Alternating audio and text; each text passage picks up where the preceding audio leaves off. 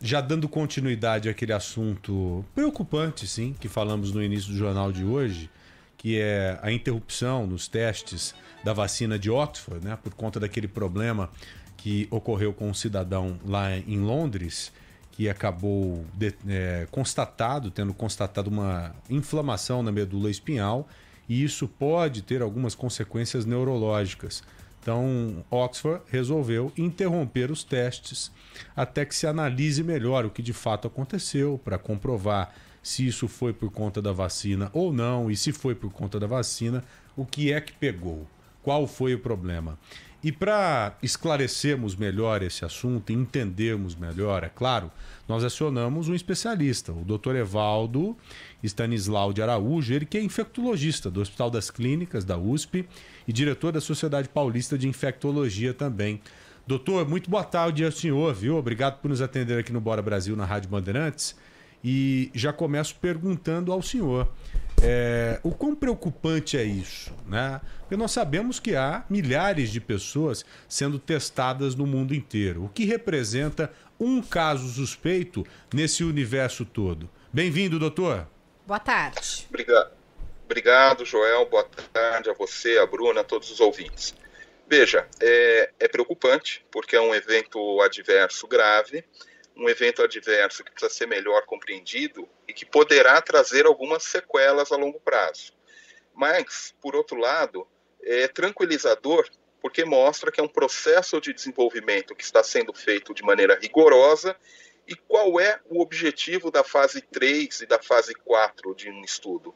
Exatamente esse, de detectar coisas que passaram despercebidas num número menor de pessoas que foram avaliadas. Então, cabe agora a investigação completa, ver se há ou não um nexo causal, e a partir daí, então, o Comitê de Análise dos Eventos Adversos vai dar um veredito se isso é alguma coisa que impede o desenvolvimento da vacina ou se ela pode seguir e vai ficar dentro daqueles eventos adversos possíveis, porém raros, e que quando a gente tem uma situação como essa, o benefício, eventualmente, ele suplanta o risco.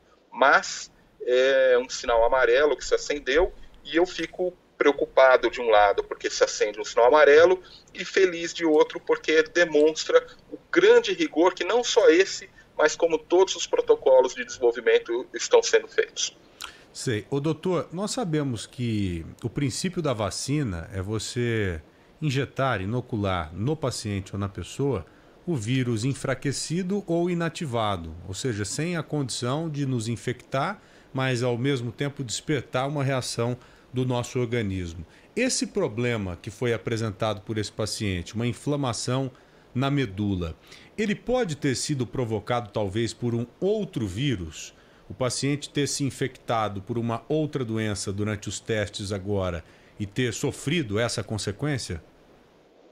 Sim, exatamente isso que precisa ser feito. Quando eu falo de nexo causal, a gente tem que primeiro saber se esse paciente ele estava usando a vacina ou se ele caiu no grupo controle, que usa o placebo. Se ele usa o placebo, de cara a gente já descarta qualquer nexo causal com a vacina. Se ele usa a vacina, a gente vai ter que também descartar outras possibilidades, que outras doenças virais, outros agentes podem causar essa manifestação. Então não é simples, exige uma investigação a fundo, com metodologia diagnóstica de alta tecnologia, muita sensibilidade, mas para que a gente diga que foi a vacina, nós vamos ter que passar por isso. Primeiro, a gente demonstrar que ele tomava vacina e não placebo, e segundo, descartar outras possibilidades, outros vírus, outros agentes que pudessem causar esse quadro da mielite. Mas o senhor não acha que se ele tivesse recebido o placebo, isso já teria sido identificado pelos pesquisadores e que talvez não interromperiam os testes? Uma coisa rápida, uma ação rápida. Olha, aquele paciente que apresentou esse problema, ele recebeu o placebo, então não tem como ser da vacina. Vamos seguir com os testes. Ou não, doutor? Ou não é assim que funciona? O estudo, Joel, ele é duplo cego. Ou seja, nem o investigador e nem quem recebe, ele sabe o que estão recebendo. Justamente para evitar qualquer tipo de subjetividade.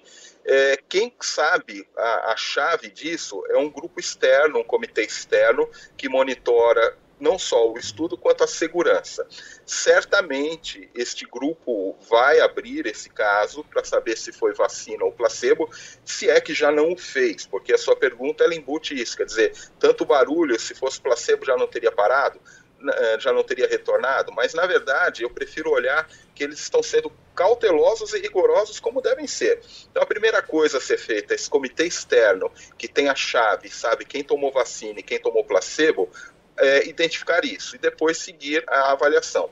É provável que pelo tempo, pela maneira que isso está sendo conduzido, que evidentemente isso tenha sido feito, e esse paciente realmente tenha tomado vacina e não placebo. Mas respondendo objetivamente sua pergunta, Joel, quem aplica, quem investiga, não sabe, porque o estudo ele é duplo cego, ou seja, o investigador não sabe se está dando o produto em investigação ou se ele está dando um placebo. E quem recebe não sabe também se toma placebo ou produto de investigação, justamente para evitar subjetividade.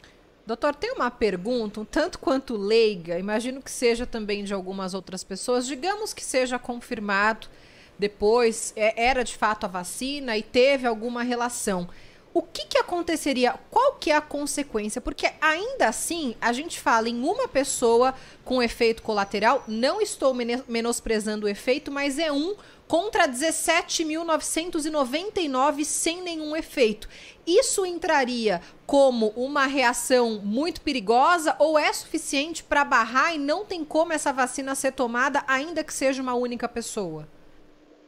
Essa não é uma decisão fácil de ser tomada, Bruna, mas é esse comitê externo que vai avaliar.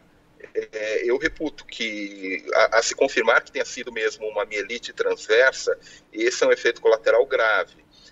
Se fosse a única vacina em desenvolvimento, a gente poderia pensar da seguinte maneira: bem, é um risco pequeno, é uma coisa excepcional e muito rara. Paciência, vamos pensar em quem nós estamos salvando. Mas existem muitas outras vacinas em desenvolvimento e até agora sem nenhum evento adverso grave descrito. Então, a gente vai ter que olhar primeiro quais são as opções que a gente tem alternativamente se essa tiver que ser interrompida. Mas eu penso que após essa investigação e dada a excepcionalidade, provavelmente a decisão do comitê seja colocar na bula que este evento pode acontecer, que ele é raro, que ele é excepcional, mas levar adiante o desenvolvimento dada a necessidade que a gente tem de ter vacina e ter vacina rápida. Mas, insisto, se houver outra vacina ou se houver a possibilidade de que isso se reproduza com mais frequência do que aparenta ser, eu sou a favor de que esse estudo ele seja suspenso, né?